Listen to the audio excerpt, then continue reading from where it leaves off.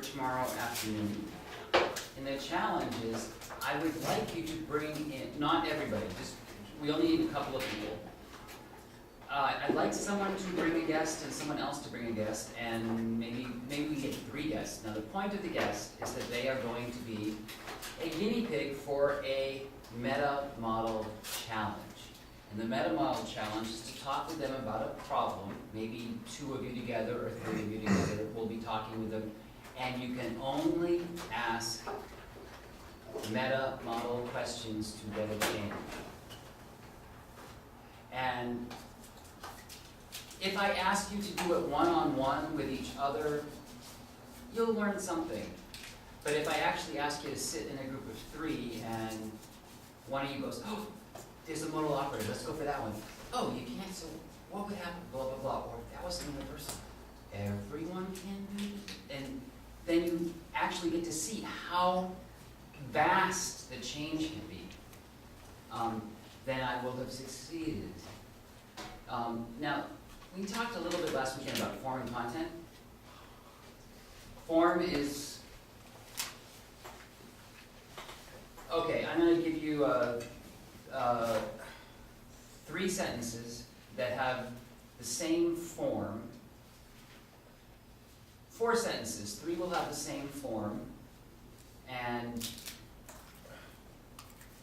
here goes. Thank you. I'm going to give 4 sentences. 3 will have the same form, and 1 will have have a different form. Nobody loves me. Nobody understands me. Everybody's like that. I'm having trouble organizing my computer. Which 3 had the same form? The first 3. And what was the form? Universal. What was the last form? Universal, unspecified verb, and unspecified pronoun. Well, actually, it was a specified. I think it's pretty specified. Yeah. But the one I was going there for was unspecified Yeah, verb. no, Yeah. Well, I'm there's having trouble with the unspecified. okay. There's a technical distinction that we really aren't pushing too much yet, but it's really this. The specified verb is one that is in a visual, auditory, or kinesthetic representation system. So we could do, let's take the verb study. So, Doug asked me how I studied when I was first learning this stuff. Kevin, how did you study when you first were learning this stuff? Well, first we get into study groups, and me and Regina would joke a lot, and then Cheryl and I would gossip about other people in the class, and I realized that wasn't working, so that wasn't a good study strategy. So eventually, we'd ask somebody ahead of time, and this was before email Kevin, and internet. Let me rephrase the question. In 25 words or less. Okay, if I were to study now, I would try to figure out what I wanted to make sure I reviewed.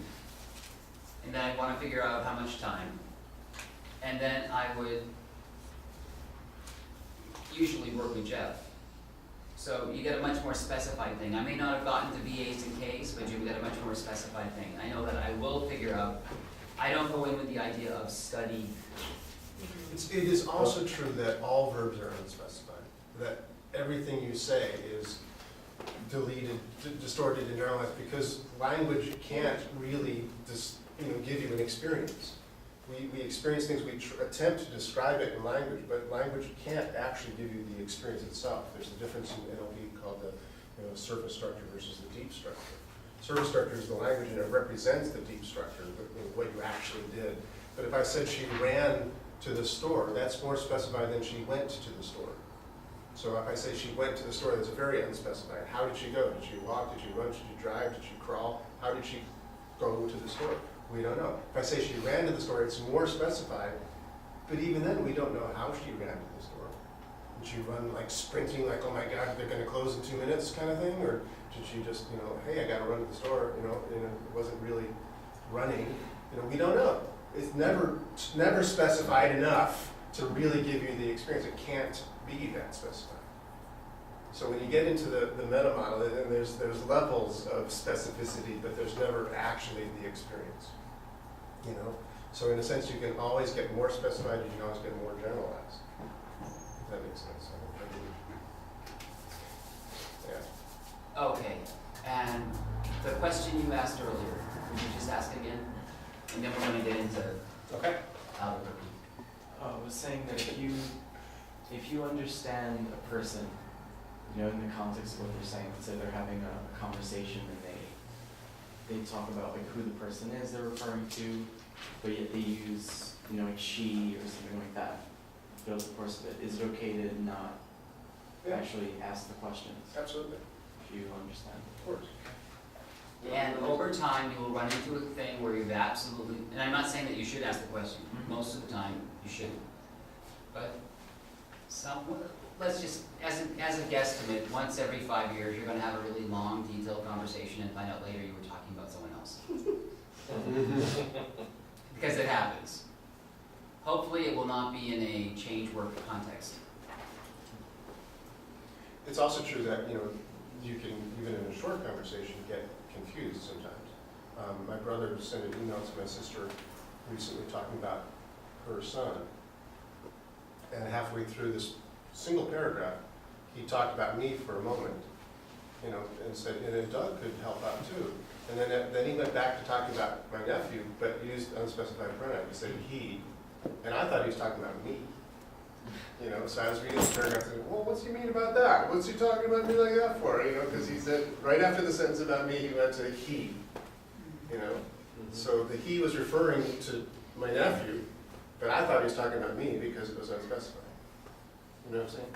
So there are times, even in a short thing, you should ask if you're not sure. So of course, what I did is I wrote to him and said, oh, excuse me, who were you talking about with that he there? Was that about me or was that about Travis? And he said, oh no, I was talking about Travis. I said, okay, good, just checking. Because you want to be sure. But if Kevin's talking about, Jeff, and I was talking with Jeff the other day, and we were going to the store, and he said to me, blah blah blah. I said, there's nobody else that's been referred to, so you can be pretty certain he's referring to Jeff in that moment, and you don't need to ask. Going sort of a little further, what if it's, not necessarily a person? What if it's like one of the, I guess, like more advanced meta models? Like what if someone, I guess, has like the mind reading, like they're saying, this person's mad at me. And they don't really specify why, but like the situation, and like you can understand why they think that in the context. Is it still good to I would be very, my own rule is that it never hurts to ask, and it really can hurt not to ask. Say it again. It never hurts to ask, and it really, really can hurt if you don't ask. It can hurt, yeah. Because you think you know, and you're acting as if you know, and you're not, and you could be wrong. You really could be. And if that's the case, I think it's you'll get used to knowing when you know and experiencing it. The general rule is what Kevin said. When they first started teaching the meta model back in the early days, they taught the meta model first before they taught anything like rapport. Rapport was a later concept, I can't remember. So John Grinder spent a couple days in a linguistics class that Robert Dilts was a student in, teaching the meta model, and then they said, go do it. And they just released all these meta monsters onto the city of Santa Cruz, California for the weekend. People were going like, well, how specifically should you do this? And well, who exactly are you talking about? Now, they just, without report at all, they were just challenging everything that anybody said about anything. And of course, as we already said, you can never be completely specific, right? So everything can be challenged if you want to, and that's what they were doing. So not a good idea, really. Yes, But isn't it, my sense is that in a session or something, it's really